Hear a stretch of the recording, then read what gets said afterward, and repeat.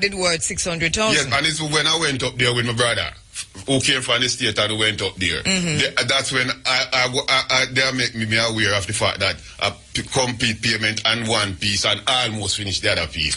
So why they never tell me that all the while, miss? All right. I'd still say you need a lawyer to help you with this situation. That is the first thing. And the second thing, if they're not helping you at Albion, I think you need to take it to the parish, the parish office or the Kingston, office. Yes, miss. You understand? Take it a little bit further. Yes, miss. Ask to see the manager, something. Sit down and just because when you came here when? Thursday? Yes, miss. Right, you came here Thursday morning. I was in meetings all day, and I was surprised when you came. I was in a meeting, and I got your message, and then it was sometime at 3 o'clock. Somebody came back to me and said, there's a gentleman waiting on you from this morning. No, you might have to do something similar. Yes, miss. And then now, the paying up from the chicken, right? Why the name of the sickness, miss? Chicken gunner. The pay now wear out of me, miss, and that one I fear too. Should that me have to walk with peel where me no love, miss, because me use themselves to take two, me take one. You said they take two, though? You may know me. Me afraid I peel them, so you said that me take two, me take one. Right, and maybe that's why you still have the lingering pain. Miss, and then now, the amount of time where them say, it don't take for wear out. There are certain resources we tie up for me, miss. If I get it, miss, I don't have to beg nobody not nor assist when I could see my way through. All right, Mr. Johnson, we keep in touch with you and follow this up and also let our listeners know what is happening. We saw me down, miss. Me can hardly move sometime. Yeah, me understand. And that I'm fear, I know. Right. Well, don't fear anything because you come this far. Yes, miss. You come this far. And, one of the things that you wanted was so that for this to be aired. Yes, miss. And it is aired now. All right? So thank you very much, Mr. George Johnson, for coming in. Keep reading the Spanish. I think that's brilliant what you have done in terms of not just succumbing to the pressure and to the stress, but actually in the middle of all of it, learning and teaching yourself something. The resilience there is quite commendable. Congratulations on that. Continue to read and teach the little ones if you can. In the meantime, we'll see what we can do to assist in helping you to make some calls. All right? Walk good and tell them other one holding. All right, so that is Mr. George Johnson. What's interesting about Mr. Johnson's case is that this is not unique at all, because since we said 2 weeks ago that if you have issues with land, give us a call. I can show you we've got hundreds of calls from people across Jamaica with similar issues. It means that it's something that we have to stop and pay some attention to, but also there needs to be some public education events, some community. You remember those days when JIS used to go into the communities and set up them, screens with a projector and show people things, hygiene, but just anything that government is doing, health, stuff that used to happen. So it doesn't happen on that level anymore. But I think that when it comes to land, acquiring land in Jamaica, that what people should know and what we take for granted, what the state takes for granted, that its citizenry knows, are two different things totally. We have, for example, we also have a situation where there are private developers in Jamaica who own, large suites of land and then cut it up and decide that they must sell it. But I don't know what happened. I've had many, many calls from persons who have bought into situations like these. But what happened? You buy the land, you pay for the land, and you can't get your title. You go to the parish council. The parish council says, we can't give no title for this land because the infrastructure is not in place. We're going to be naming and shaming those developers as we go forward. There are many of them in Jamaica, and returning residents and Jamaicans living abroad are some of those who are suffering the most in situations like these. We also have situations where The private developers are cutting up lands. They have a lawyer. Jamaicans are buying from overseas, elderly Jamaicans and others buying from overseas. And the Jamaican who is buying from overseas is using the very same lawyer that the developer is using. Listen to that. See, conflict of interest immediately. One lawyer. So we have to talk about the Bar Association here in Jamaica. And I know people who have called the Bar Association, who have written to the Bar Association to say, this is what happened. I never noticed this lawyer who was recommended to me by the man who may buy the land from, the private developer, was also the private developer lawyer. I go into the lawyer office, pay my money cash, because a lot of these returning residents and people who are living abroad pay cash for these land, and sign off and everything in front of a lawyer. So you think you have a lawyer on this thing, only to find out that the lawyer is really representing the interest of the developer, and you get the dirty end of a stick because you're not getting no title. Look at the parish council isn't going to release a title for that land because the developer has not yet met the requirements needed from the parish council. So hundreds of those kinds of calls happening in Jamaica. What is the sanction for these developers? Should they just walk free like that after they've collected people money? What's the sanction for the lawyers? I cannot understand the extent to which Jamaican people are being shafted, are being ripped off, are being robbed on every single front you turn. And it seems as if you're the one you're being robbed, that you're the one at fault. You know, there must be a place that Jamaicans can go to say, you know, this has happened and I thought I did a due diligence. I live overseas or I live right here, due diligence. Or even if I never quite do due diligence, what right does a developer have, and how does he do it to sell me a lot of land knowing that he hasn't met the requirement of the parish council? And you who are buying land, you have to be, you know, at the end of the day, it's your money. You know, so you have to be more conscious than that when you buy land from these charlatans. But the situation is not pretty in Jamaica when it comes to land on many fronts. And where that is not happening, land is being given away like it is, you know, icicle in sunshine to China or whoever else will take piece of it. So it is just all around a problem. And here we have a situation where we have been told that the NHT has now spent, you know, $180 million buying an entertainment venue in Trelawney. Where do we go? Who do we talk to? Where do we carry our grouses? Or do we now, take to the streets? We find out recently that taking to the street is not the be all, well, we know a long time. But we have to follow up taking to the streets. But it's going to have to be a Paul Bogle situation, it seems. And if not Paul Bogle, then Sam Sharp. Truth? Yes, perfect. Greetings to you, Nines. Greetings. I know that you wouldn't call and try to bombard the program unless you have You know I won't. Give thanks for receiving the call. That's why How I die? Very well, no. Very well, if you two are well. Let's send perfect love to the family. Give thanks, my brother. Go ahead. We tried to at the bingy, but we was busy on duty. Yes, true. This one is entitled LAND. Mm-hmm. The punchline goes like this. Land, yes land at the basis of all struggle, amid earth inhabitants, every nation, race, people.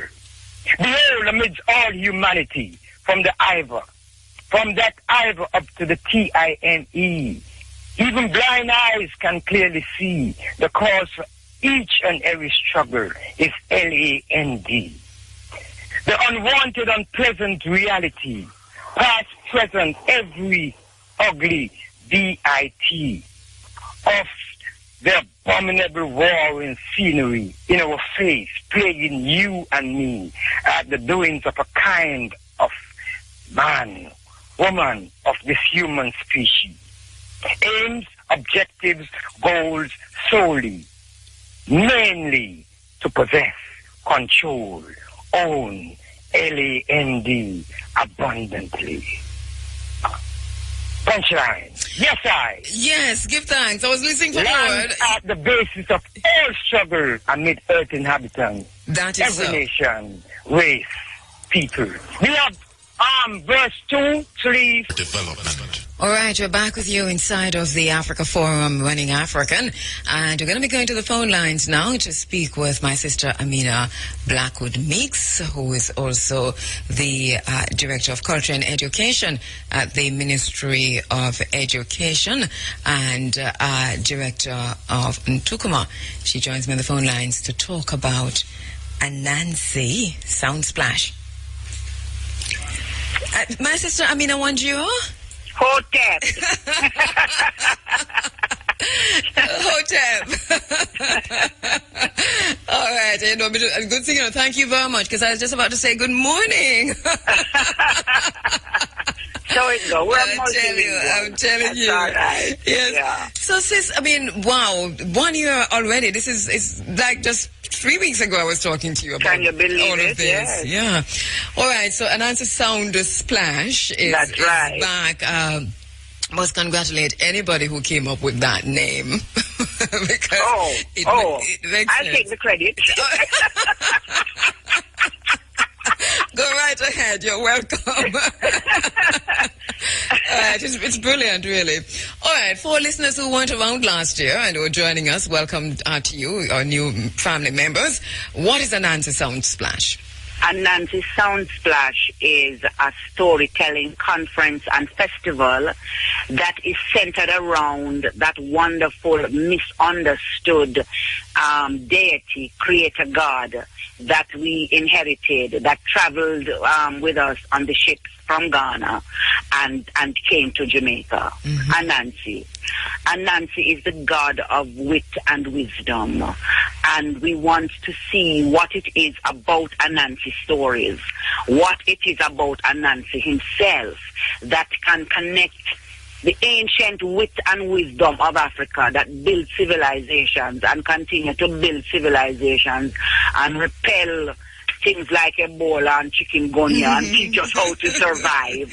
Yes, what it is about that ancient wit and wisdom that has immediate redemptive applications to who we are in the present 2014. So what you're doing this is taking the Anansi stories, which is part of our indigenous culture, part of us. It's who we are in our blood, really. The Anansi stories, and that putting that in a context of analysis and research, where we can scrutinize it and come to our own conclusions, because a lot of the conclusions that we have come to about Anansi are not ours at all, are not ours.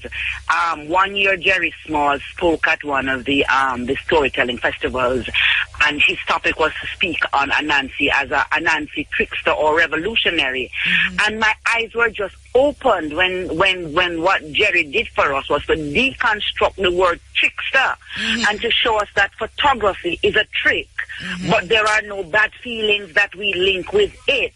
Magic is a trick, but there are no bad feelings. But when we talk about Anansi and we say trick, oh Lord, we see jail, we see handcuff, we see police, we think everything bad.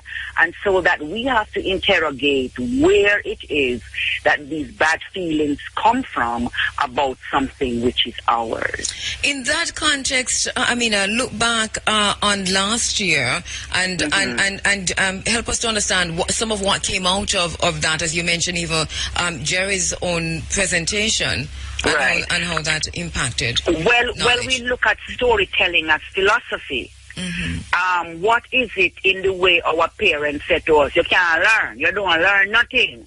That is philosophy. And then we see that comes from education, where in education we say that learning is the relatively permanent change in behavior that happens as a result of previous experience.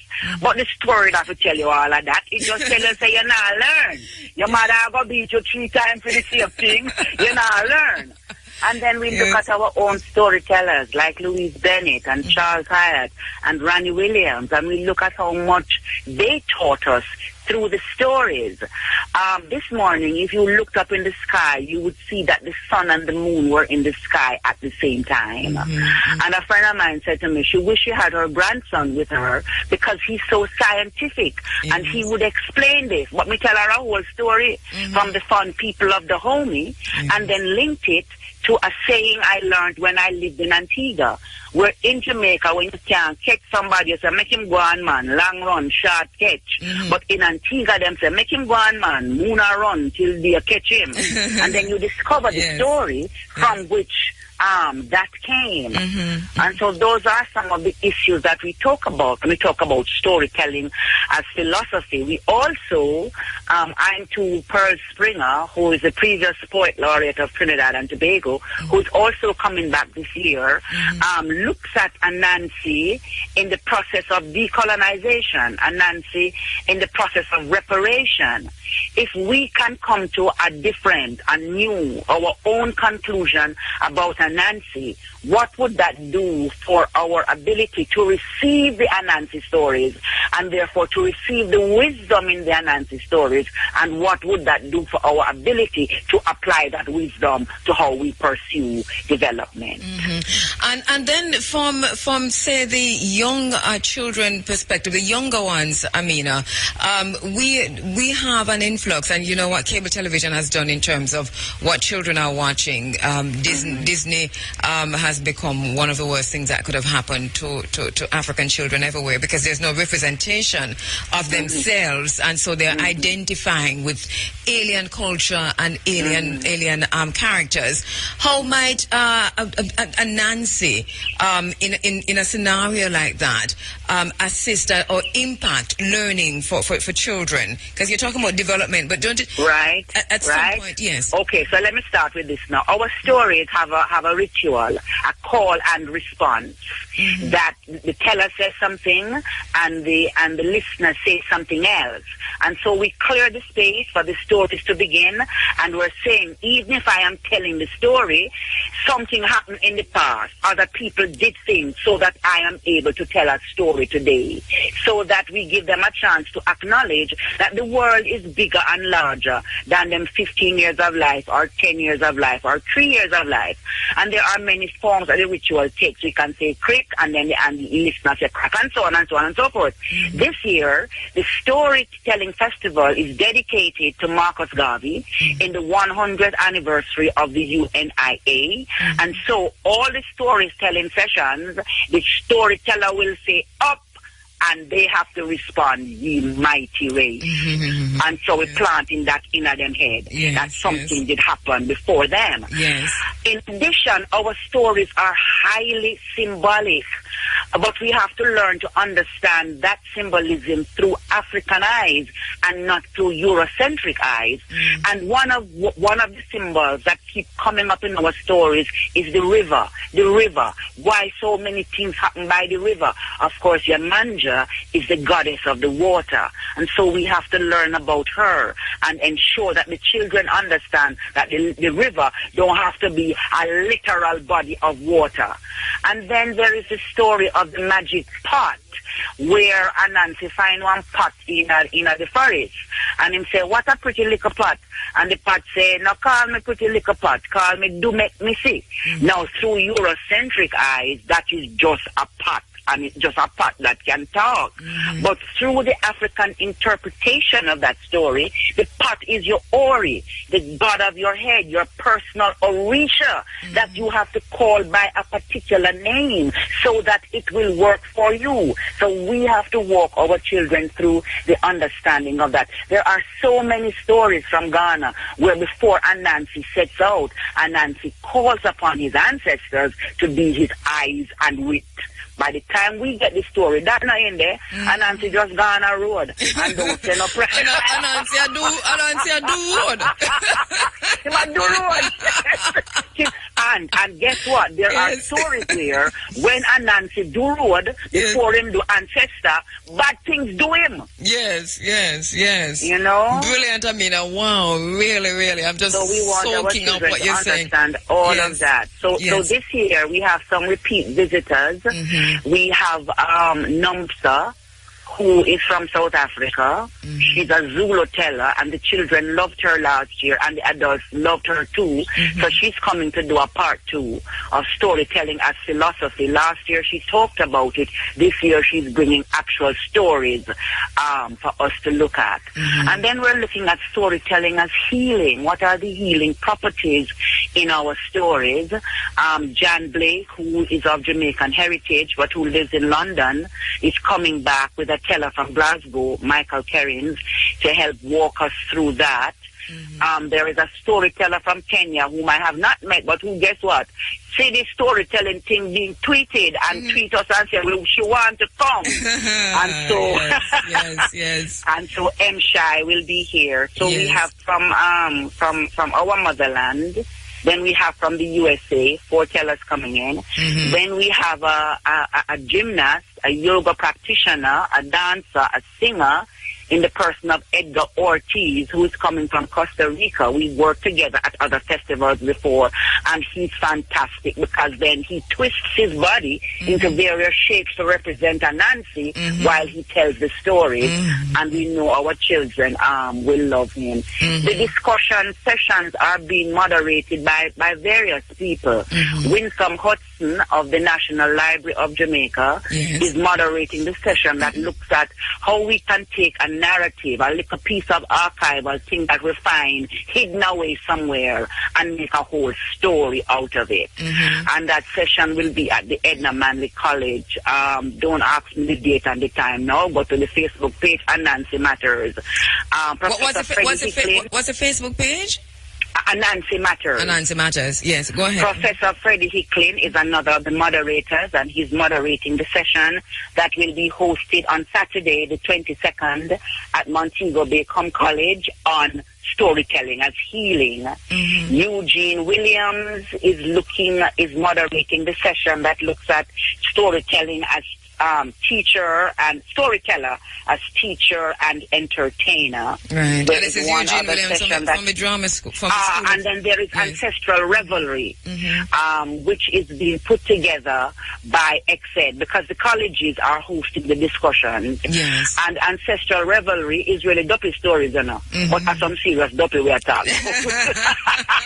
We're looking at the ancestors like Marcus Garvey and Nanny and Taki, and to see what we can take from their lives for the present day, and how we can write their history as stories that our children will be happy to say. And all these different, it's Kingston, Montego Bay, St. Anne, I know, because Monique is also involved. These are open to the public. Absolutely open to the public. So we have designed the festival to have 8 legs, because Anansi have 8 legs. Yes. They're all open to the public. The discussion sessions are free to the public because we want them to learn about it. On the evening of the 21st, Monique is hosting a dinner for which there is a charge, so people can contact Monique College and ask for Marcia Nemhart. She's anchoring that. And then on the Saturday at Montego Bay Community College, they are having a paid session as well called Gilaf Pea Soup. So everybody will come talk and tell them story and Gilaf. Very important. Yes, a new thing has happened this year. The Rastafari Indigenous Village is in on the festival with us. Oh, brilliant. So on Sunday the 23rd at the village itself, in Portobello, St. James, there's going to be a storytelling brunch with craft on display, craft workers showing you how to do things, drumming, all kind of things, nice food, and lots of stories. That's Sunday the 23rd? Yes, from 11 o'clock until about brunch time. Okay, then. All right. Yes. That sounds good. Yes, so we have a chance I listen to you. Into the, I listen to you and wondering we can put on the RFM truck. You need to have a collapsible truck that can expand to the shape and size of the space. Never mind, we'll put it on somewhere. doing all of this. Yeah. All right, so it sounds really great. I mean, it kicks off when? But I know you had a launch already. We start on, I must say this, that we petitioned, one of the resolutions of the last festival was to raise the profile of storytelling. And to do that, we petitioned the Governor General to proclaim a National Storytelling Day. And we chose the day that we wanted. November 20 is Universal Children's Day. Yes. And we wanted that to be locally National Storytelling Day so that we honor our children's right, as is in the UNESCO Declaration of Cultural Rights. We honor their right to culture and heritage. Guess what? Yes. The Governor General has agreed. Oh, brilliant. And so he's going to proclaim November 20 National Storytelling Day. And we want everybody, wherever they are, everybody can reach Louise Bennett Garden Theatre to celebrate that all day from 9 until 4. Yes. But wherever you are, in the schools, find a storyteller. The teacher tell a story. The librarian tell a story. And one of the things we want to happen this year is for the senior citizens to be involved in the sessions so that the stories don't have to begin once upon a long time ago. Once upon a time is today. And we want our children to be exposed to the real experience of senior citizens. When we used to go to school, I don't know about you, little older than you. When 1 year, yes. 1 year. When I used to go to school, and you carry your slate, and you write down your lesson on the slate there, and the lesson rub out, and you write down the other lesson, and you go home, and your mother said to you, what did you learn today? You don't have no tablet to call upon. When it's common entrance or GSAT time, you don't have no Google to go Google it. Yes. So we want the senior citizens to share the experiences with us about retention and how them used to use them brain and how they have watched Jamaica change. In fact, how they have grown up black under the green and gold. And this, when we're through talking to you later on this morning, we're going to be talking to Minister Lisa Hanna, and it's interesting that the Ministry of Culture has also embarked on this initiative to capture just that. Yes. You know, that intangible cultural heritage. Brilliant. Absolutely. Yes. And the young people in the minister's office, Davy Horton, and those who are anchoring the project for Youth Month, which this month is they're also supporting the Storytelling Festival. So we've established some links with them and that initiative. Right. We love what we're hearing. Love the movement on the ground, the activity, the action, and the stick-to-itiveness that you have, Amina, because I know that is challenging. I know that this is I know, man. So thank you so much for bringing this to the fore. I mean, there are people who have come on board that we never imagined would come on board. Of course, Chase has given us a significant amount of funding, but the Office of the Children's Advocate never blinked an eye when we said, do this with us on the 20th of November. So she's very much behind us. Courts is a huge sponsor, and the Joan Duncan Foundation. We want to say a big thanks to all of them and to the community colleges of Jamaica whose council has endorsed the festival, and hence all of the colleges within the council will be doing something, one leg of the festival. Well, just before you go, I mean, a very interesting thing happened in my home yesterday, right? Because, I read the newspaper now on the internet. I don't buy the thing again. You understand? Right. So, but you pay for it on the internet, so let's say that. Yes. Right. So my husband though buys a paper, and that's a fit in business. He read that when he come home. So he bought it and left it. And my daughter, is 6 years old. So so I'm on the internet and she reading our paper, right? So because she carry the paper, come put on in front of me and point and say, She don't answer no word, just. So I said, what is that? I mean, look, it's you, Really? Yeah. In yesterday's paper? She said, see, I mean, I have to go find the paper. She said, see, I mean, tell her it's funny. So look here, you stay there. You have made such serious impact. Remember from that storytelling at the Poetry by the Sea? Right, yes, right. Those stories are still with her. And we need our children to relate to their, I don't know what we are to them, in that way. Yes. And so I have to say that on the 20th, Blacka Ellis is going to be at the Louis Bennett Center, playing old-time games with the picnic them. Ah. Yes. Look here, we have plenty things to do. I went downtown one day, and I met Miss Brown, so Blacka will be doing that for us. Blacka, I am looking forward to that. You know, some ever going to try to reach or something. Yes. Follow Nancy Leg. Yes, follow Nancy Leg. 8 legs, and it's all across Jamaica, right, Amina? Yes. All right. Thank you so much, my sister. Bless you, my sister. Bless you. One time. What good. All right. You too. Okay, Amina Blackwood Meeks there, Director of Culture in Education in the Ministry of Culture, doing really a great work with storytelling in Jamaica. Really good work. Hey, good morning, Miss Carbo, Kero. Hotep, my brother, Hotep. Hotep, my sister. Yes. Everything all right? Everything Irie, FM. They don't hear from me from a very long time because I was farming that you could get some for Christmas. Oh, wow, that's great. Where are you farming? East. Okay, in the east. Westmoreland. Oh, west. Oh, you're farming peas, you said? It's your friend Fire. Yeah, man, you're farming peas? Peas, you said? Yeah. And you're farming the red peas? Oh, gungo peas. Gungo peas, okay. All right, so now you give me the red peas then. No, them I bless them now, but me going to come watching at Christmas. All right. Yeah. All right. And take a taxi and tell her when me going to carry them before Christmas. All right, Fire. All right. Yeah, all right. Yeah, man, give thanks. Fantastic. All right.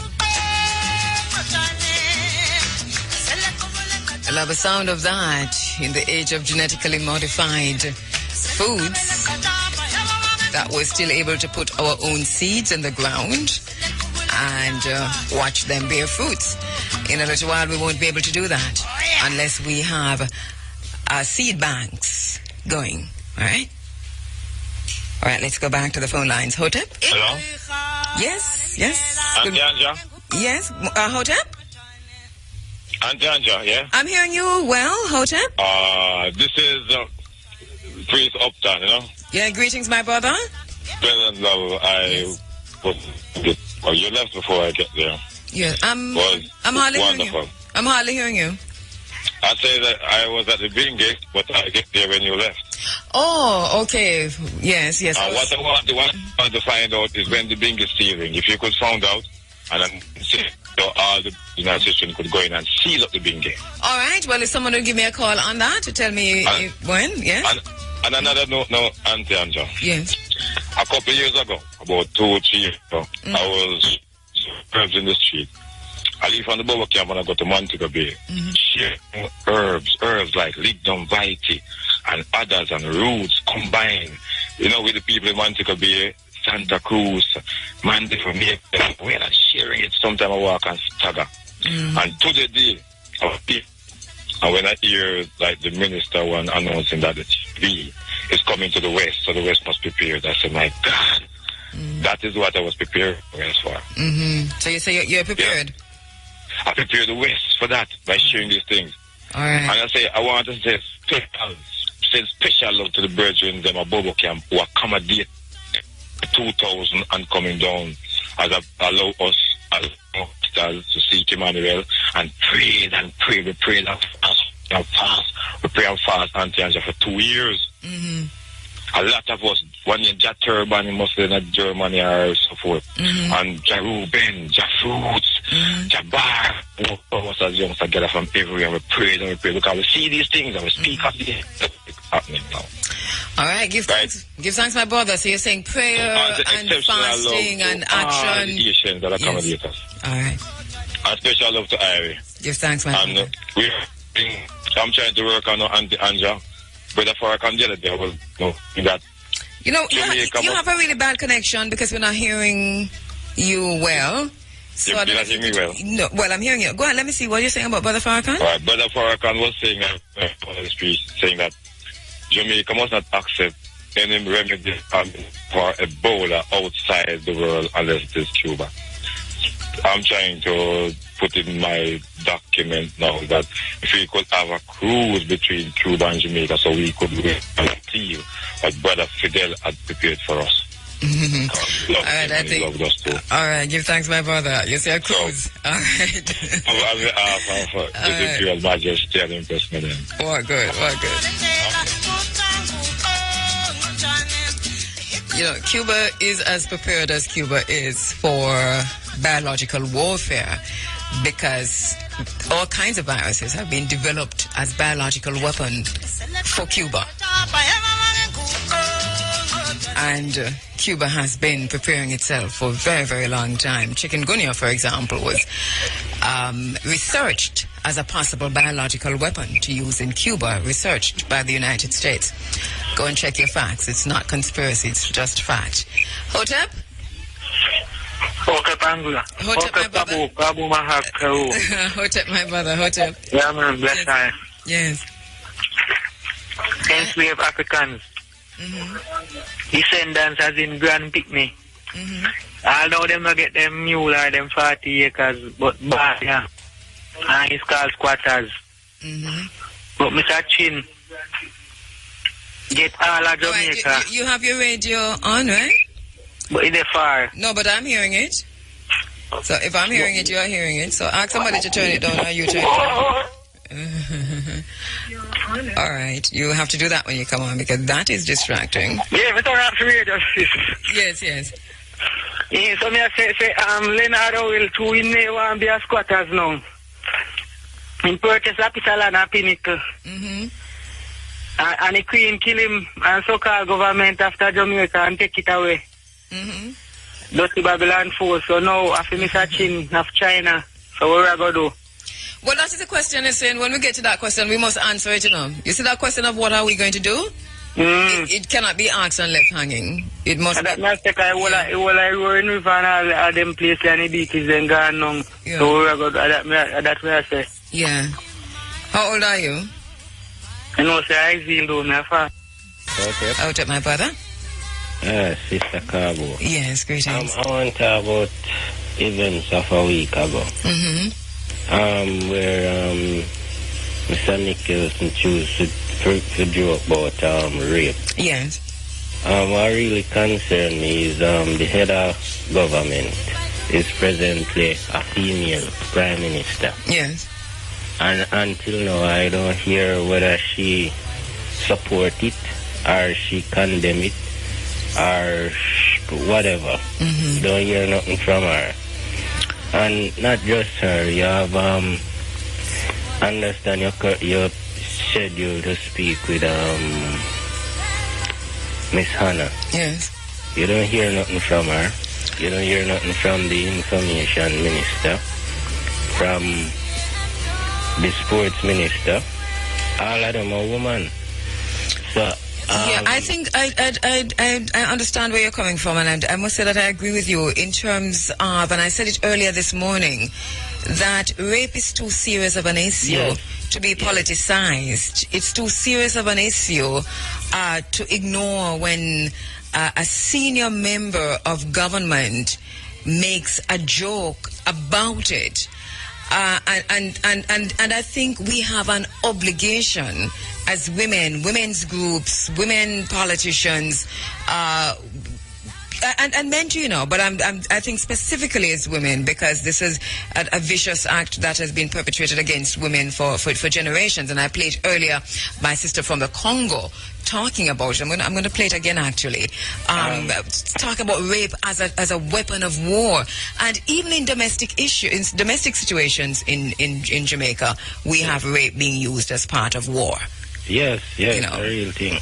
But the impression I get from them is that you have a thing where when somebody do wrong, especially somebody in a spotlight like him, you have some people who say, well, him do that, but I want good man, it can't go on. He has apologized. You do not accept the apology?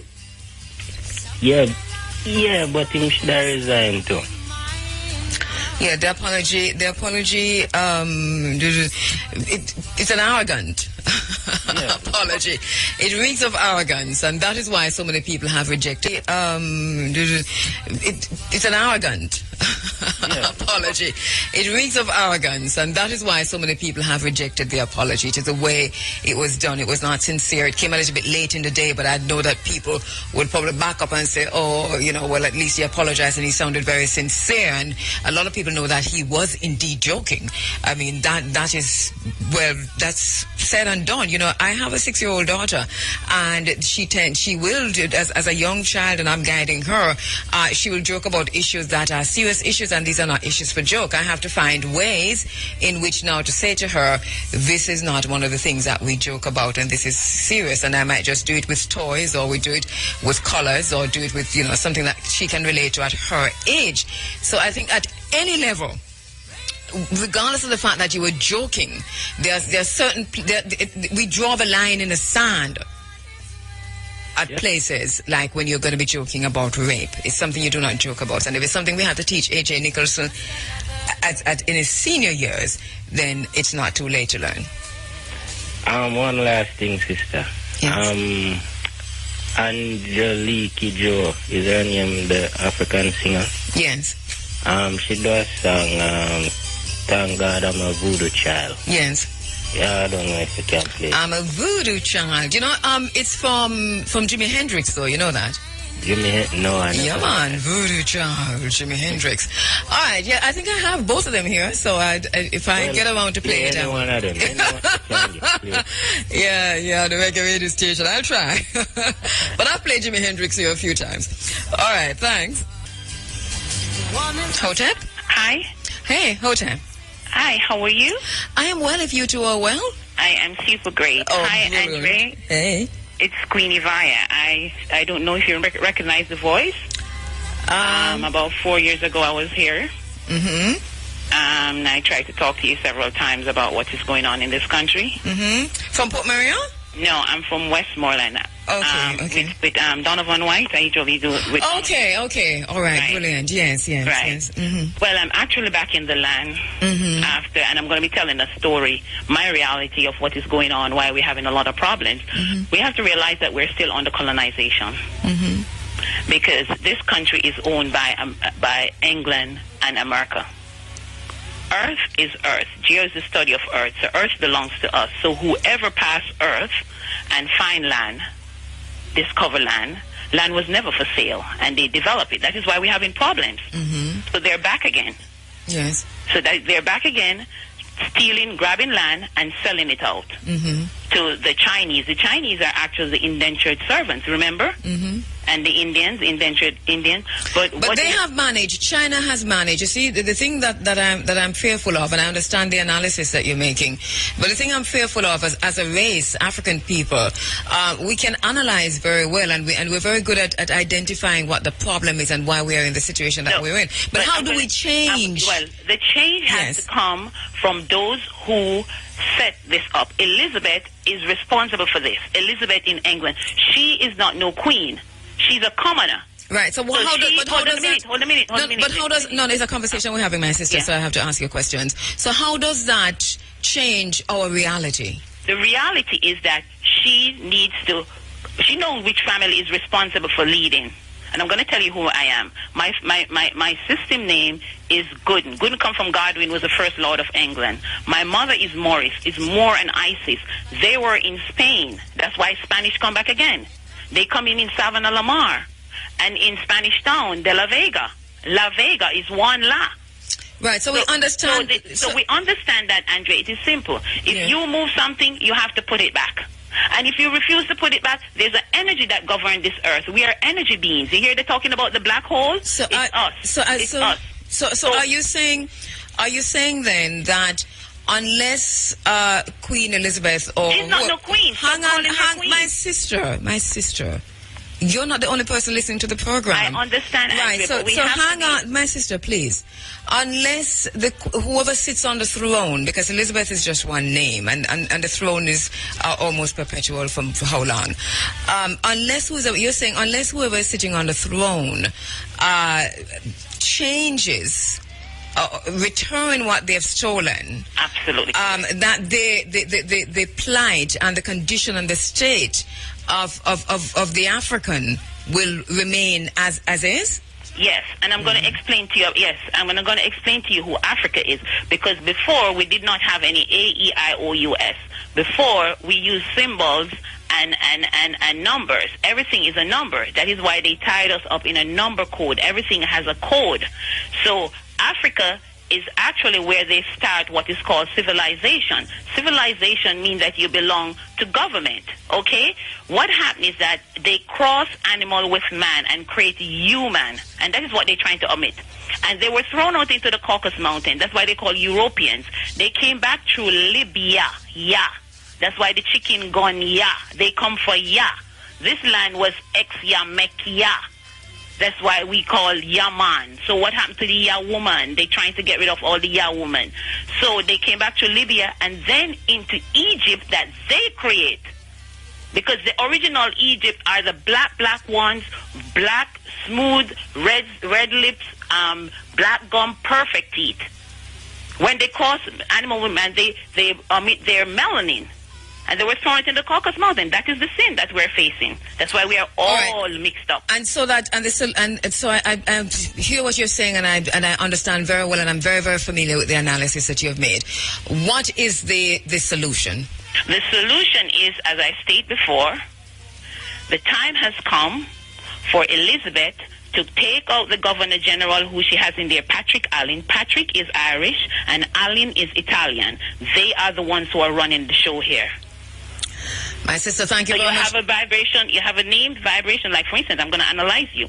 Your name is Andrea. Andrea is the female for Andrew. My sister, my name is not Andrea. What it is? My name is Kabu Ma'ajkeru. Thank you very much for calling. I have to go. I have to go. From Africa. No, my sister, I have to go. Thank you. All right. Thank you, Andrea. All right. Good morning, Sister Kabu. Oh, hold up, my sister. How are you? I'm not bad, thank you. Okay. Afua from St. Ansby. First time calling. Oh, welcome. Aquaba. This morning, in regards to the Anansi Sound Splash, and I'm wondering if there will be any recording that can be had after the festival, so we could use it in schools to show to the children who are not able to be. All right, very good question. Very good question. And I'll ask that of our sister Amina Blackwood Meeks. Amina, I wonder you, if you're still listening, can you let us know if there'll be recordings that will be available for parents and for schools and also for communities? Right. Good question, sister. And the second question is, I would like to know why the Ministry of Education is not trying to hold on to Outamani for the purpose of schools. You know, in St. Anne's, we have nowhere to take the children on a school trip. And I've been to that place 3 times since it has been closed. But it seems to me that's what the NHT is arguing. I'm not sure, though. I'm not making an argument for the NHT, and I'm not following it as closely as I should. But isn't that one of the arguments that out there, to hold it for schools? I think so, but there's so much flack coming to the NHT, whereas the Ministry of Education should be the one standing up to support that. So but my sister, it's 180 million, you know, and so many people are without homes. So you'll expect that, and at a time when, you know, we are in the throes of the IMF and we're being told that we have to, you know, band the belly and ball again and so on, that people are concerned that you're using our money, taxpayers' money, to buy an entertainment venue.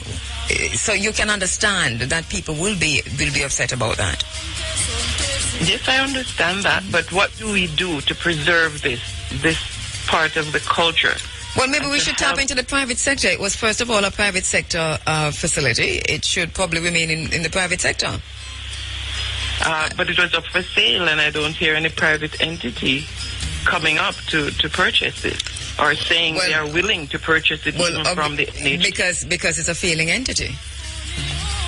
Well, somebody has to make it prosperous. Take it over and make government can do that? Sure, but look here, is it?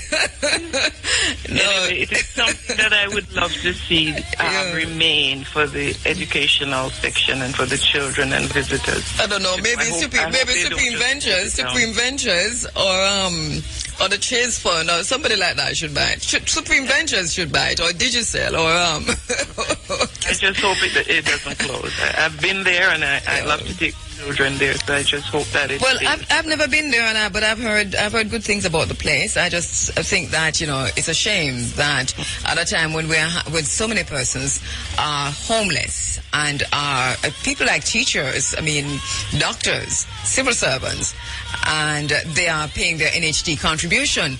The threshold for the NHG to, you get 3.2 million or something like that, and you can't even build a house. So if do a development, what happened to the housing scheme? Build a housing scheme like they used to, and with that money, it could do that. 180 million.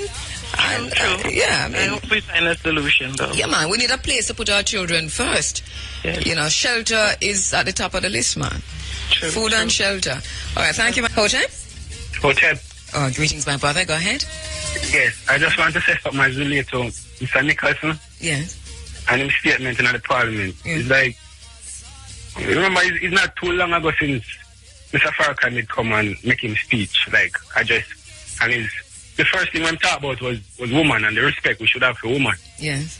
After not saying just a short period of time, we get this violation from somebody who should be responsible, or somebody, who, as one of the leaders, who should have, should have think more along that lines, with respect for women and nation building and all of that. It's like, if the messenger come and drop the message, and we're not adhere to it, it's like where we are going, For me, I think that there needs to be some sensitivity training for the men in Gordon House, and this is not even big flippant. Sensitivity training. That is some great one, man. Some sensitivity training, because you'll have your thoughts, and some of them sometimes it's good to hear what you're thinking and what you're saying, but there needs to be that. Lambert Brown's statement wasn't much better for women in terms of whether a man can rape his wife. And this is not the first time. It comes from both sides. It's not just one side. It comes from both sides. The insensitivity that we hear. And then I'm concerned about the silence of the women in Gordon House on issues like this. I'm very, very concerned. I'm not lying. Yeah, I'm very. You have to expect the silence because woman, as Mr. Farrakhan say, the woman always was the second fiddle. It's like the man always dominant. And if the dominant species represented in the parliament, I'm going to make such a statement where the woman is supposed to be next to him, guiding the nation as a peer. And then him going to make that on such a high level, then where the woman to stay. Well, I don't know. Maybe them thinking because it's not the first place who is dominant and who is not dominant. And who is not dominant. Because but it's a part of the culture. Yeah. I'm not speaking as it relates to the culture. No, I know. Not me stand for that. But no, I'm just saying that even at that level, at Minister Farrakhan's level, you probably need the same level of sensitivity training. But thank you, my brother. Yeah.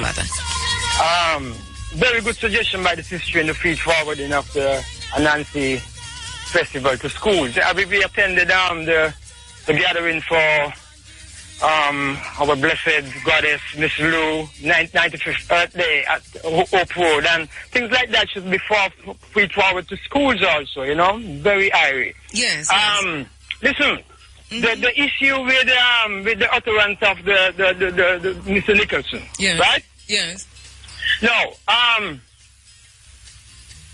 very sad indeed, to be coming from the lips of people who in those positions, but it keeps happening, and then they're showing us, the state of the level that they are, within the political scheme of things. Yes. But anyhow, you see the women, the sisters in the scheme of things, the Honorable Prime Minister Portia Simpson and Mrs. Anna, and whoever is in there as females.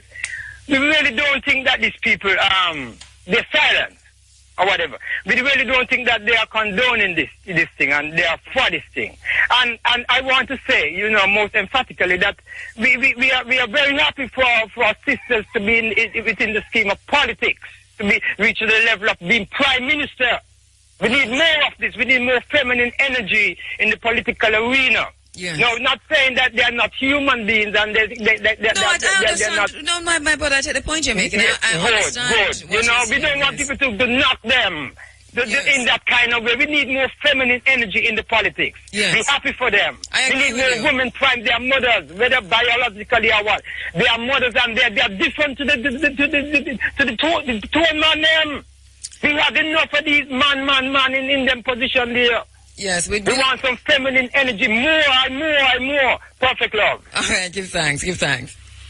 All right, let me go to this poem again from my Congolese sister, who is trying to bring attention to the viciousness of rape in the Democratic Republic of the Congo, where it started innocuous enough, it would appear, and developed into one of the most brutal, barbaric systems that you've ever had the misfortune to meet. The rape being used as a weapon of war in the DRC.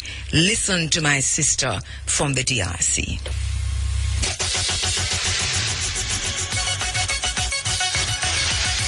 This is news from IRI FM, Jamaica's non-aligned news voice. Good morning, I'm Lanigay Green with the local and international headlines. The National Housing Trust, NHT, has committed $173 million towards the completion of a spatial plan and development order for Jamaica. Chairman Easton Douglas made the announcement on Friday during a public lecture and exhibition at the agency's New Kingston corporate office. The event was held as part of activities commemorating World Town Planning Day. Mr. Douglas said a spatial plan cannot be static and must be regularly revised and updated to guide development. He says over the years, the company failed to revise its plan for the benefit of the people, and as a result, ad hoc and undesirable developments are taking place island-wide. Opposition spokesman on housing, Dr. Harris Chang, says the Jamaica Labour Party, JLP, while in power, was approached to purchase the Outamani experience but rejected the offer. The National Housing Trust, NHT, has purchased the attraction for $180 million and plans to spend another $110 million to refurbish the property. The purchase has set off a firestorm of criticism, with the board being blamed for stepping away from the core purpose of the trust and also for buying a non-profitable business with contributors' money. In a release, Dr. Chang said it turned down the offer at the time as the entity was not a viable prospect.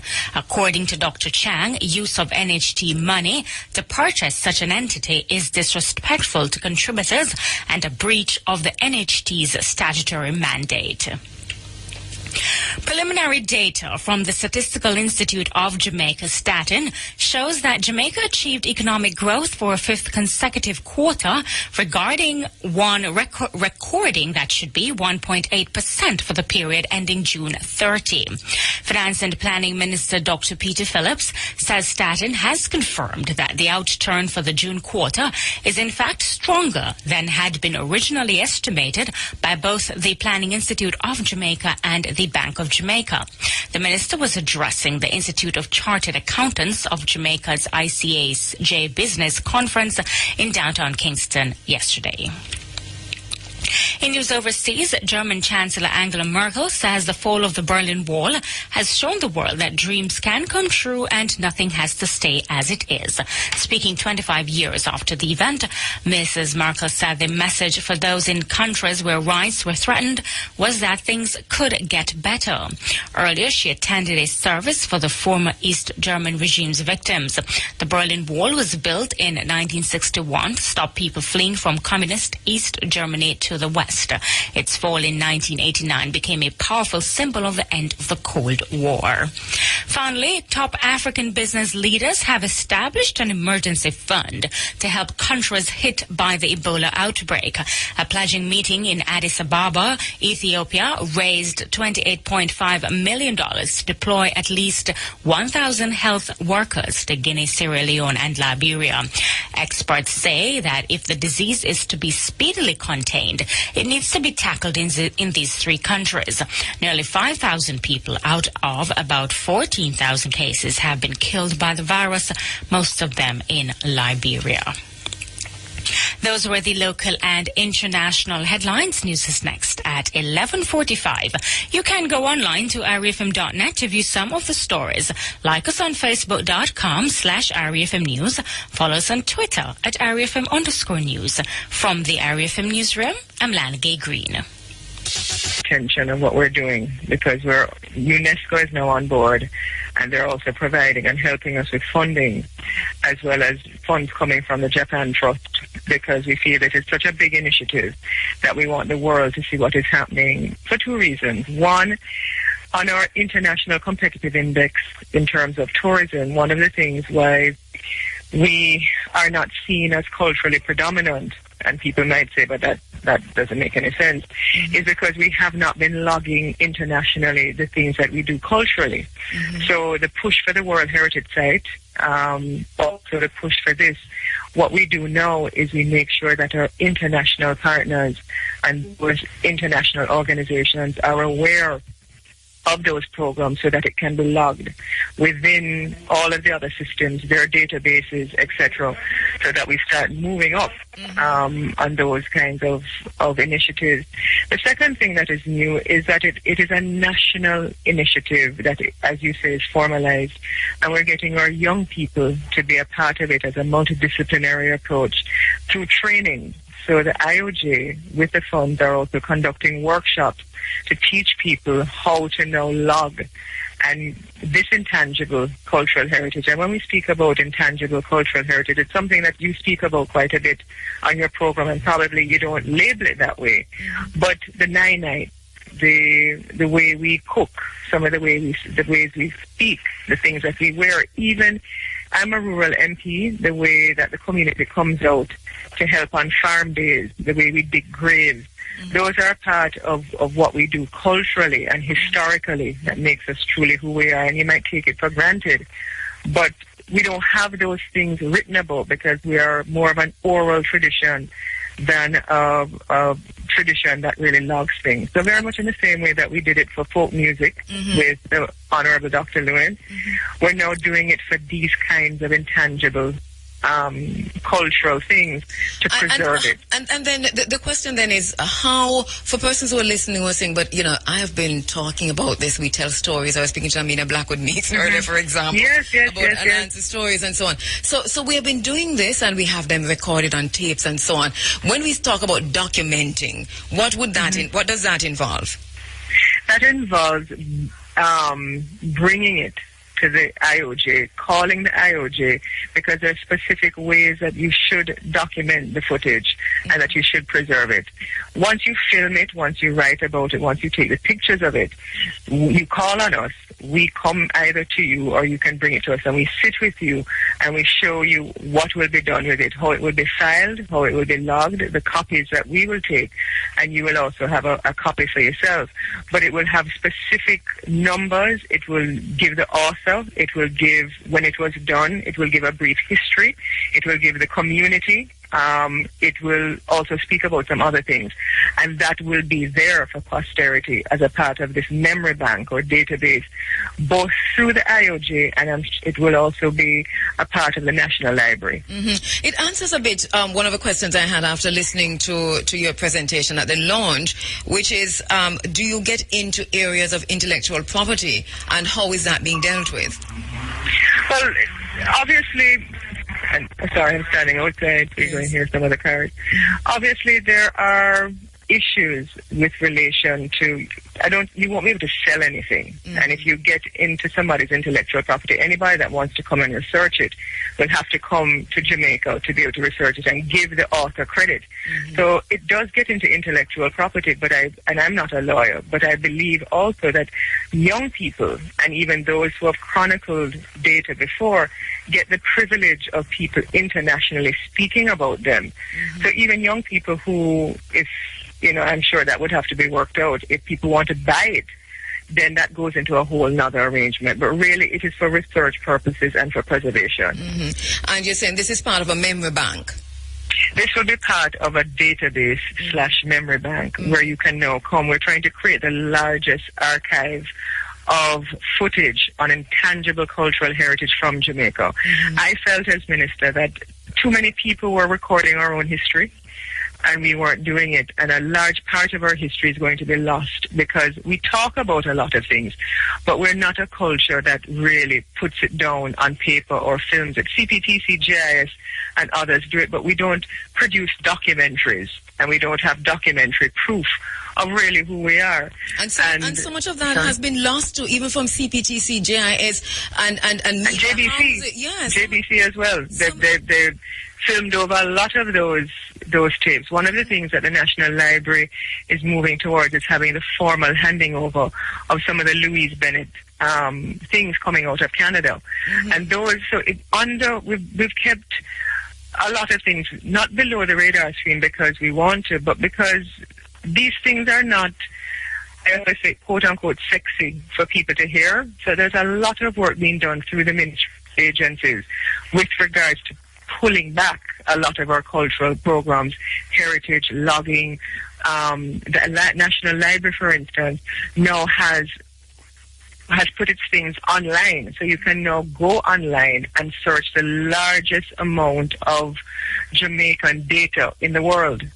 So there's a lot that we've been doing, and I think if you call and ask what is happening, you'd be pleasantly surprised. For young people and not so young people, because my husband not so young and him document everything. He goes around with it with his camera, and every person who's over 100 years old gets an interview, and you ask about the train, when the train first came, and what did you used to eat in those days, and just simple questions like those. So he, for example, has all this footage of all of that information. I'm sure he's not the only person, because we tend to be that kind of way. We want to know what happened when, even though we're not writing it down. How do people like him and younger people who now them have them smartphones and they can snap and take anything anywhere? There's a particular way to send the footage, and you need to just speak to, you can call Anne-Marie Bonner's office. She's the executive director of the IOJ, or you can call the head of the African Institute under the IOJ to get the directions as to how to come in and present it, or you can email it in, because we have to be able to give the credit to the author, and we have to be able to log it properly and give you back something tantamount to a receipt that makes you're the author, what will be done with the footage, etc., so that you also have that satisfaction that your footage, it belongs really to you, but we're just keepers of that footage. And you mentioned training earlier. What does that involve? That training involves workshops. We're going into different areas and also calling persons to come and do workshops at the IOJ. But we've been going out into the communities, various communities, through the IOJ. This thing is going to even take off more early next year, once we get the additional funds from UNESCO to be able to go across the island, training and hold on, let me let that siren pass. All right, so we're speaking with Mr. Lisa Hannah, who's outside of church. Sorry, right, in real time. Yes. Going across the island to conduct those workshops for people who are interested, because I don't know if you know, but we've trained as a ministry over 40,000 young people through a multidisciplinary approach, and this is also a part of the training that we believe is important, because at the end of the day, the world is so much smaller because of technology, etc. And if we can also give young people tools, so even if they want to use it for this, they will have that training, and they'll be able to say, well, we were trained by the IOJ with the assistance of UNESCO, and they'll be able to do other things by having that on their resume. Well, I think it's a brilliant move. I know that, the ministry has been doing that for years in its own way, and you mentioned that the memory bank, folk music and so on, that this has been happening forever. But the fact that you have now come out and say, listen, we're formalizing this is how you, and you mentioned that the memory bank, folk music and so on, that this has been happening forever. But the fact that you have now come out and say, listen, we're formalizing this is how you do it, capture what you can capture, call us, and that training is involved. I think this is really a brilliant move, and we are in on it. Please keep us informed so that at least we will. And anything that you can any additional information that you want, please, we're open, we're here, we want to be able to work with everybody because this is critical. It is. The ministry is also in Youth Week, and I'm not quite sure if Youth Month. Youth Month. Yes. Tell us, I know you were in Trelawney on the weekend. I was, and we were also in Hanover for the art fair. This is a national approach that we're taking towards Youth Month.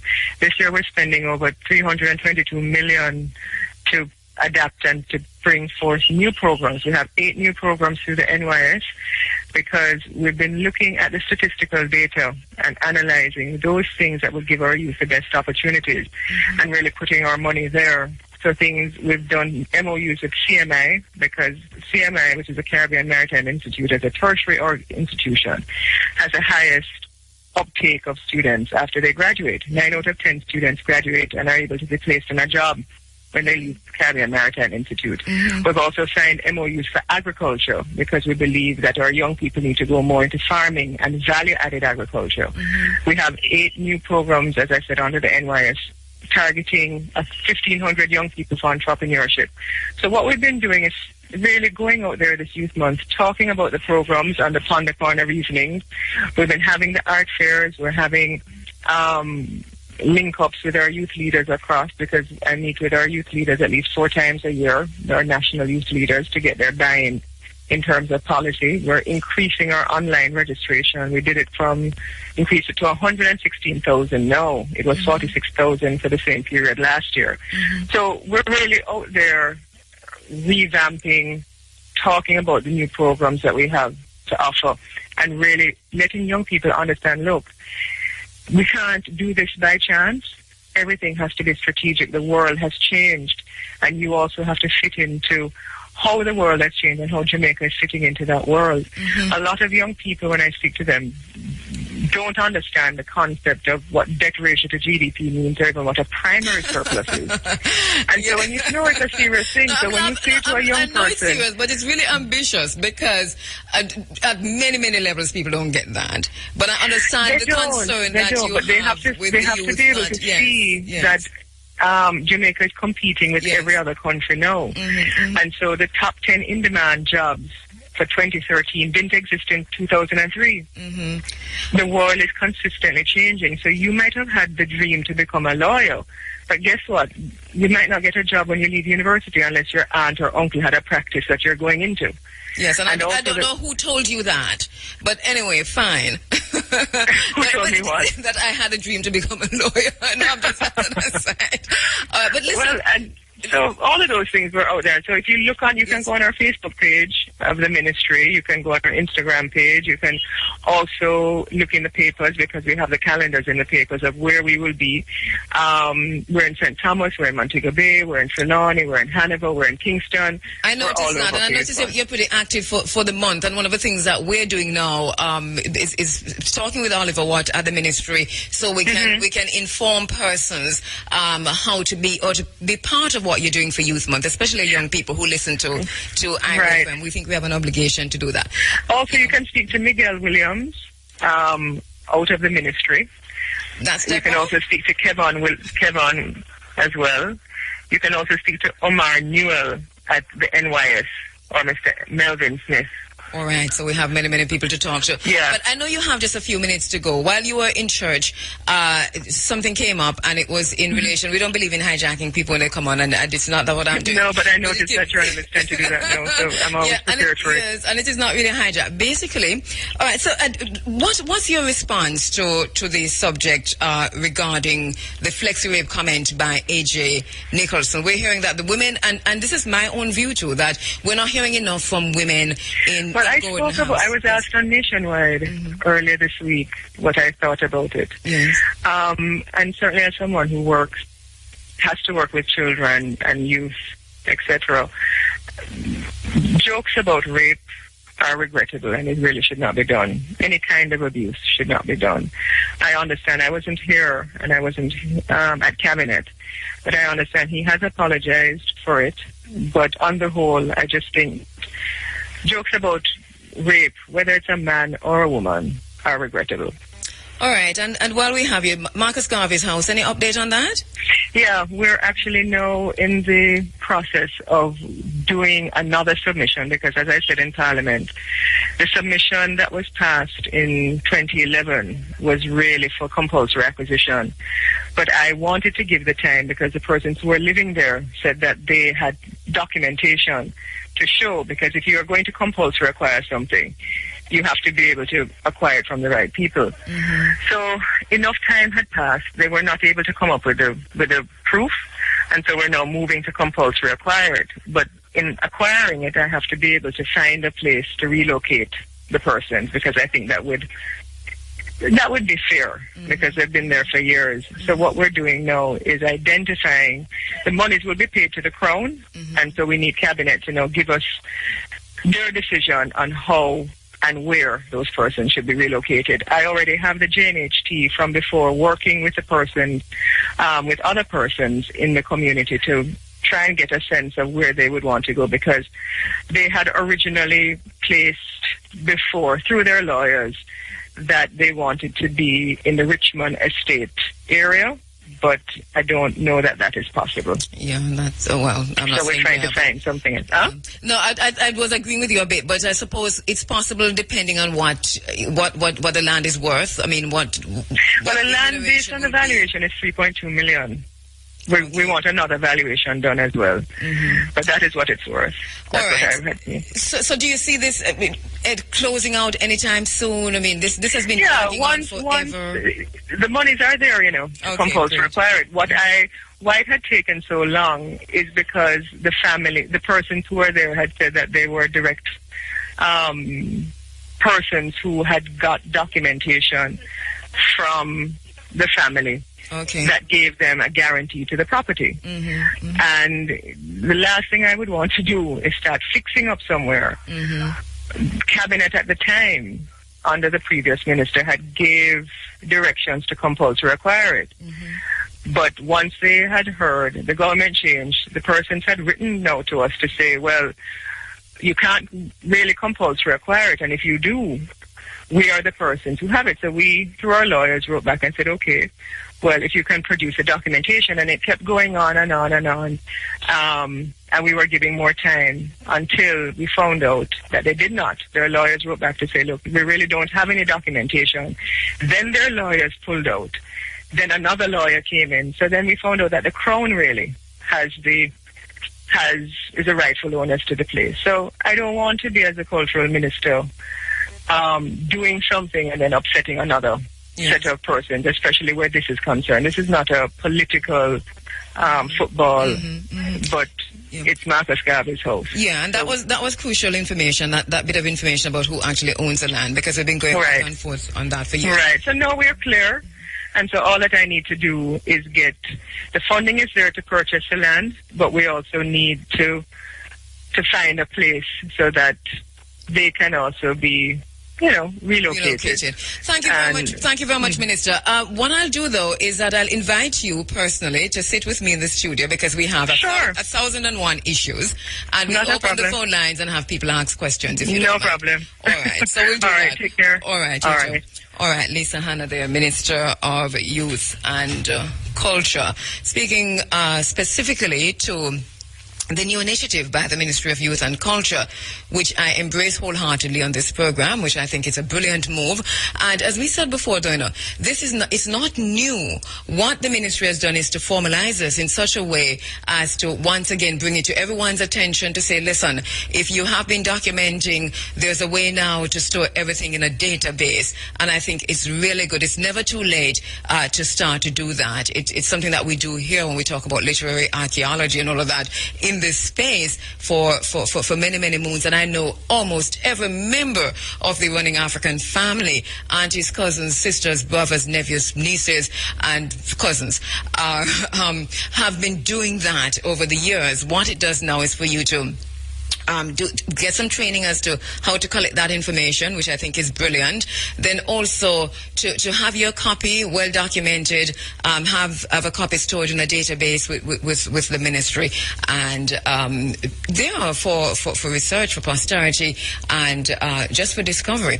So thank you very much, Lisa Hanna, for that quick chat and for stepping outside of the church service to talk to us this morning. A quick break, we'll be right back. People, you think you really know Jack Mackerel, but this Jack is the king of the park. Jack Mackerel from Grace. Earlier about ritual. Ritual is very much part of our lives as Africans. It's a way of reinforcing the idea that we have a community recognizing one shared ancestor. You see?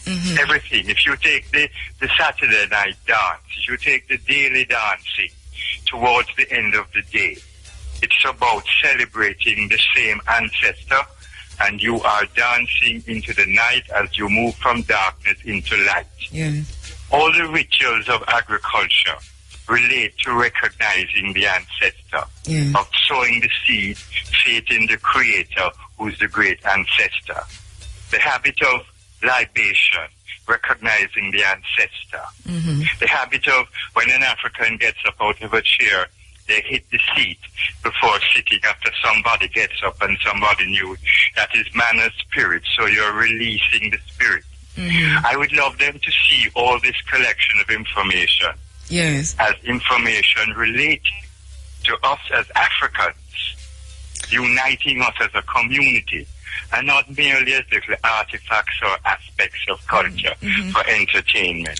All that they see as entertainment relates to reinforcing the habits, the ideas, the culture, the philosophy of the tribe, unified in one great ancestor. With So Tekla, you want to caution the ministry in terms of the objective of collecting this documenting and preserving this information, and the caution that you're sounding is while there is that interest in ensuring that the international community recognition from UNESCO and so on, that is there, that there's also the idea of community and what that information can do. The philosophy in the information they are getting.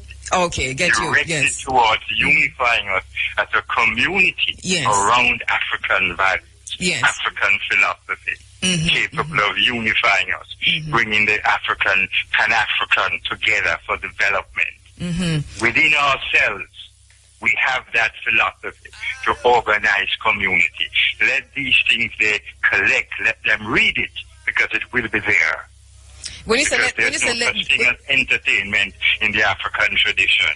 It is a thing of reinforcing the ways of the tribe, unified in a shared ancestor. You were listening, and I know you're always listening intently. I didn't get the impression, and correct me, that she was zooming in specifically on entertainment. She said research.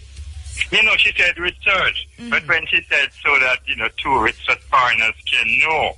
I hear that again, as if they're looking to entertain. That's what I call entertain, because the tourists won't understand the detailing of how that links a people of Africa as community. You see?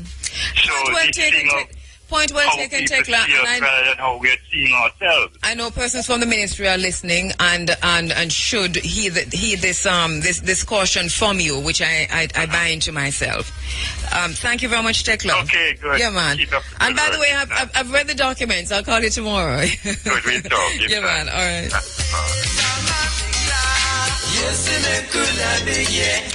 All right, we're taking your telephone calls, your responses, if you will, to anything or everything that you've heard here this morning. And Tekla Mekfet is making a very good point in terms of community.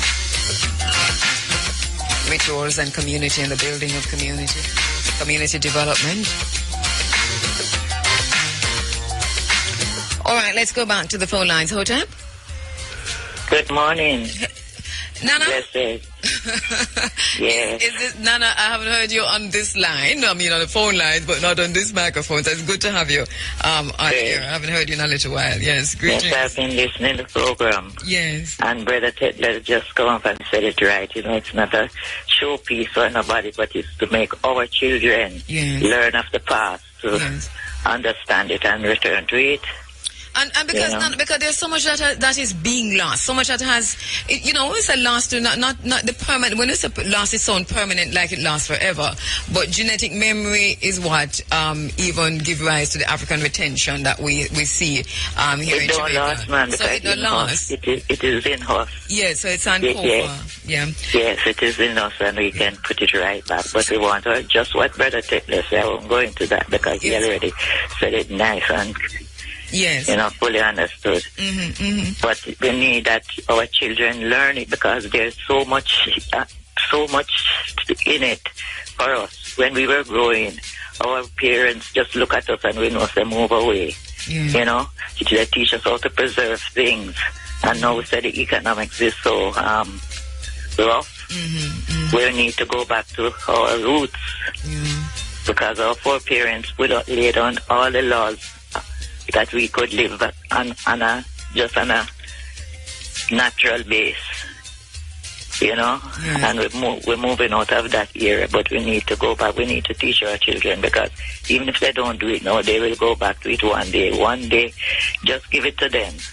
I agree. I totally agree. And let the tradition keep going on. Yeah, man, I totally agree with that. Thanks, Nana. And Minister Anna have to know that we appreciate what she's doing now, appreciate love, but there's so much more of our culture that they can go into. And I like how you check them about their children. We don't hear them talking about what's happening to our children as women in Parliament.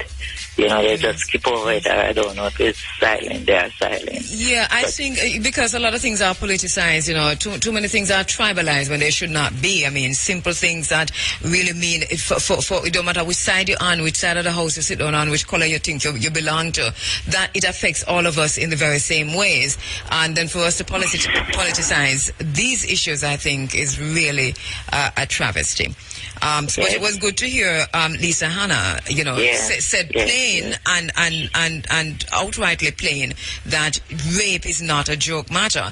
Whether or not she could have gone further in her response, I think will be debated in she's young and she's learning. But yes. a lot of people have given her advice about a lot of things in Jamaica that you need to step up on, even the Pinnacle there.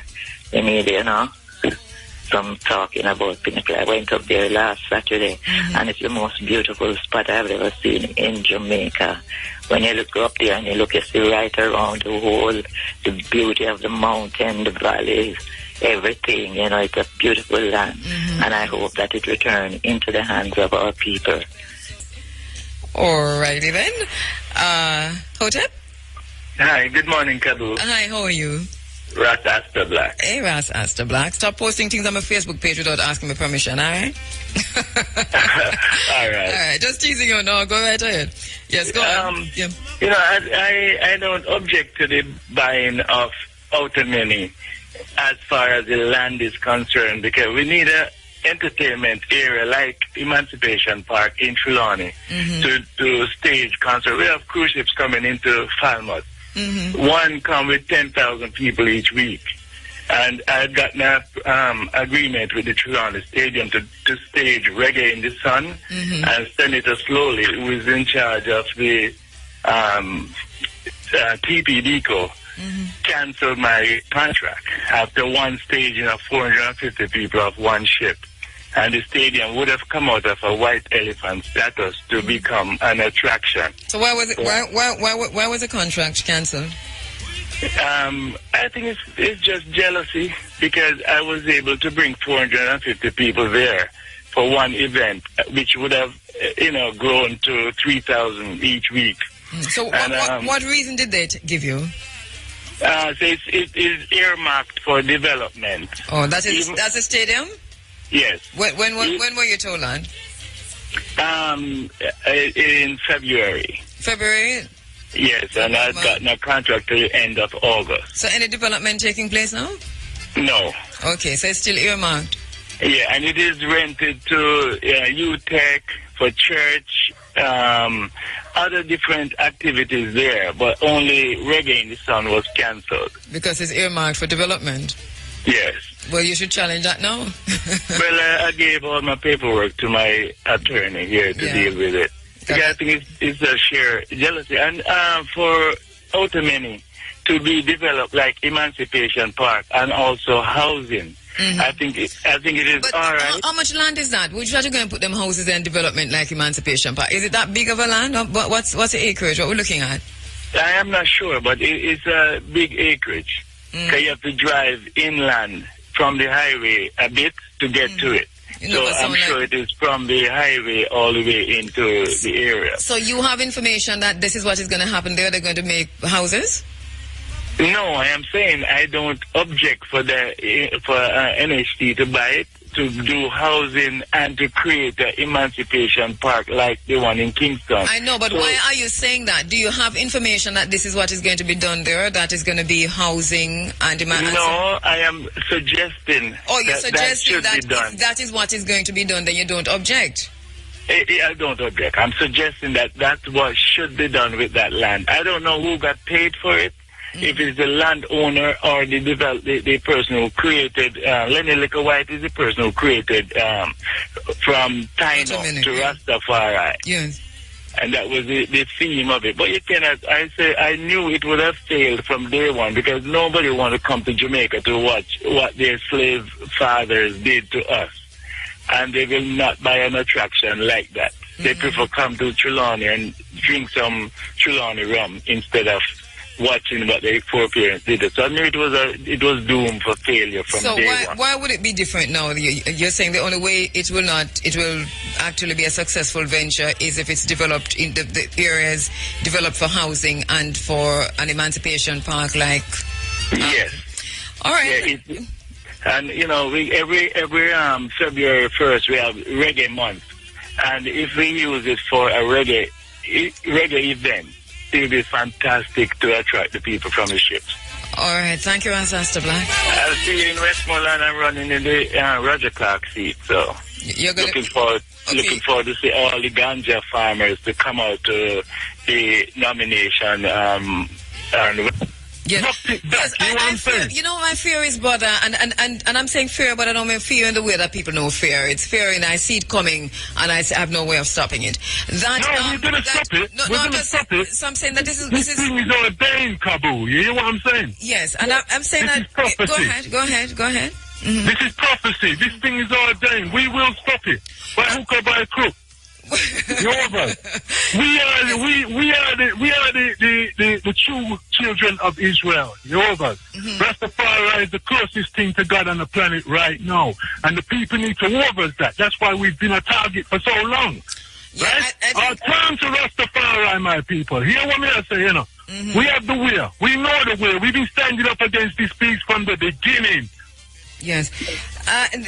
We have to do more than talk, I think, as a people, because what... There's a fire thing, y'all, we have to crush the system. We have to crush the system. The system don't work. No, it's not. And as it relates to ganja and the ganja debate in Jamaica, it is going in the opposite direction. Of course it is. It's manipulation. You know, without confusion, misinformation. That is their weapon. It always has been their weapon.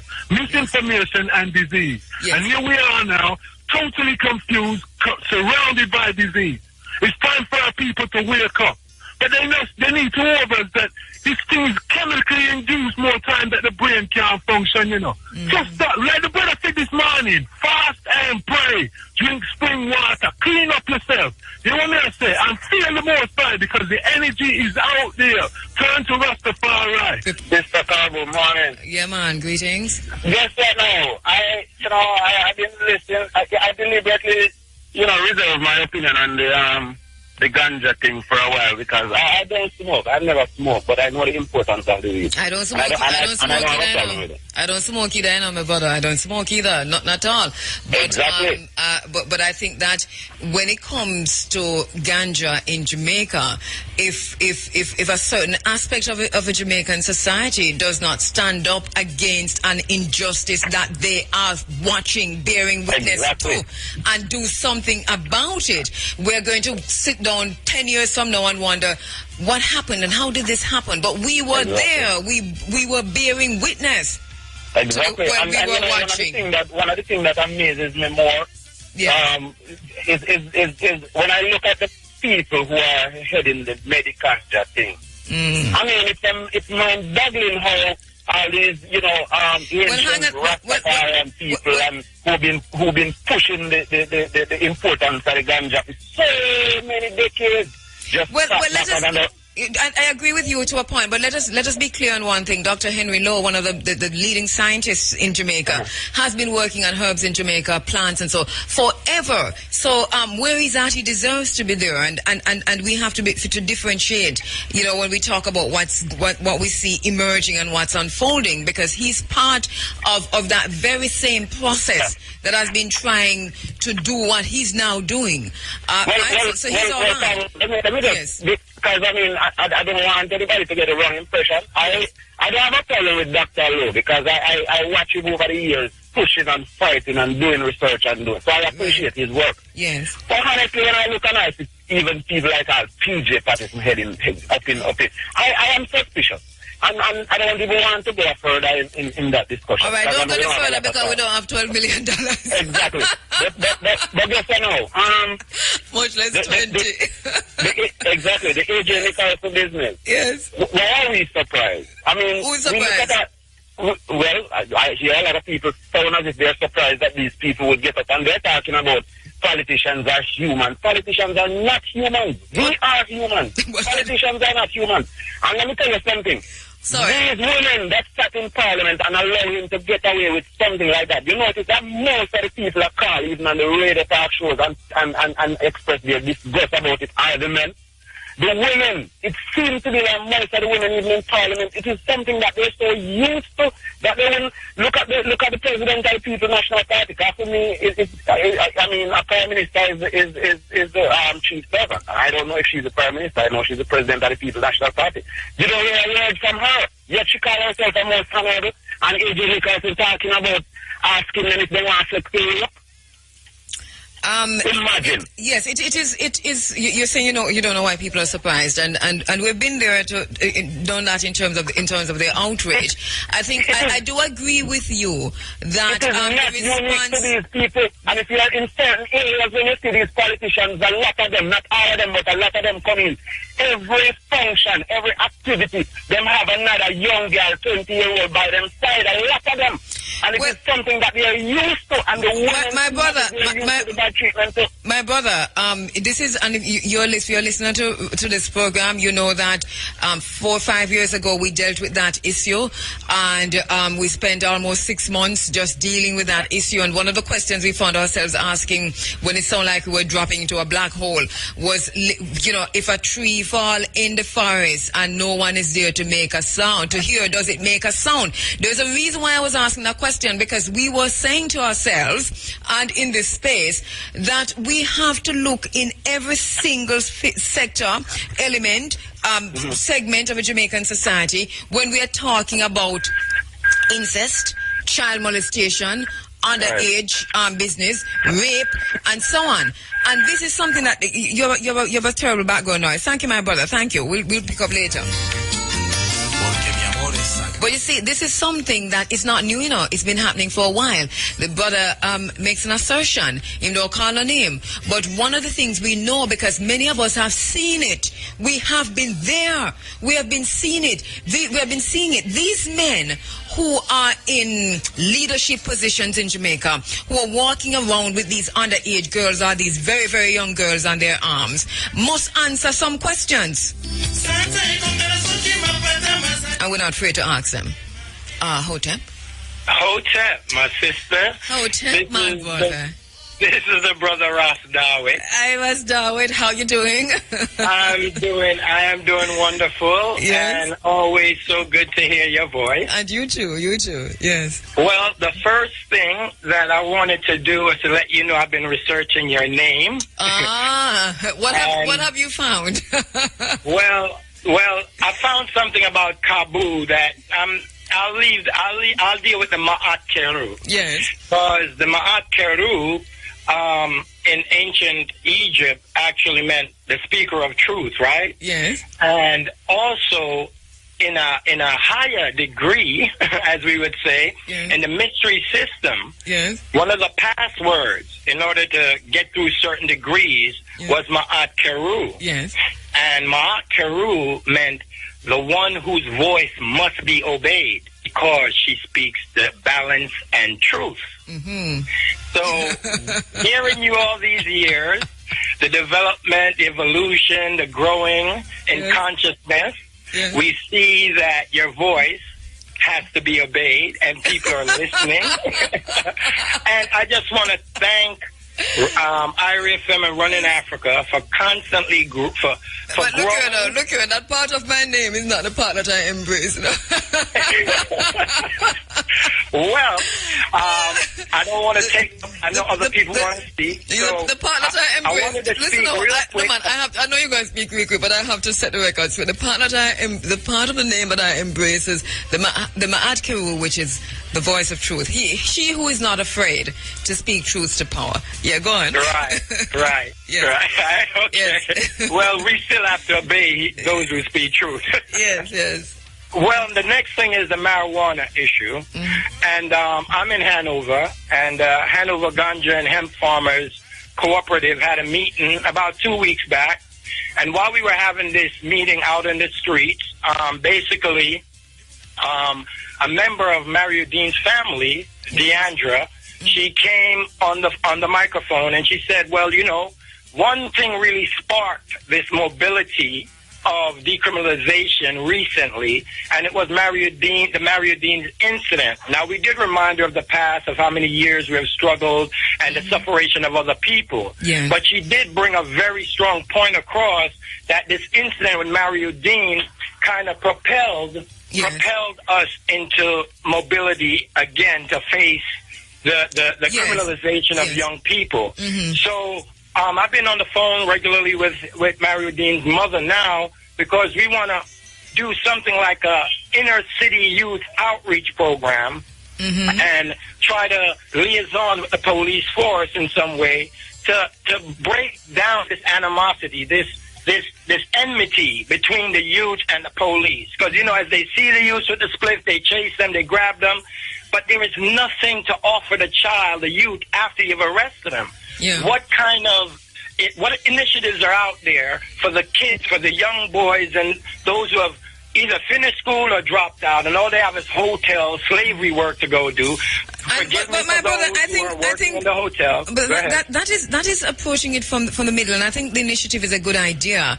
But to stand by itself. But then there is the element of the training of the police, because the police is inculcated in the police is the idea that you must arrest a guy, and a lot of them use this now for to them first arrest. You can always get your first arrest, and you can always use it as a learning tool to arrest a young man who has a ganja spliff. Now, I think this is where we need to start at the ideology, the training of the police force in Jamaica, which says criminalize a young boy who's smoking a ganja spliff or who has a ganja spliff. I think that is where we have to attack it from, because if you start from down in the middle there, we still don't have a problem. And the thing is that with a liaison, with a group or an initiative, like an inner city youth outreach, Mario Dean inner city youth outreach, we could actually begin to kick that into gear. Yes, speak with the police on that level.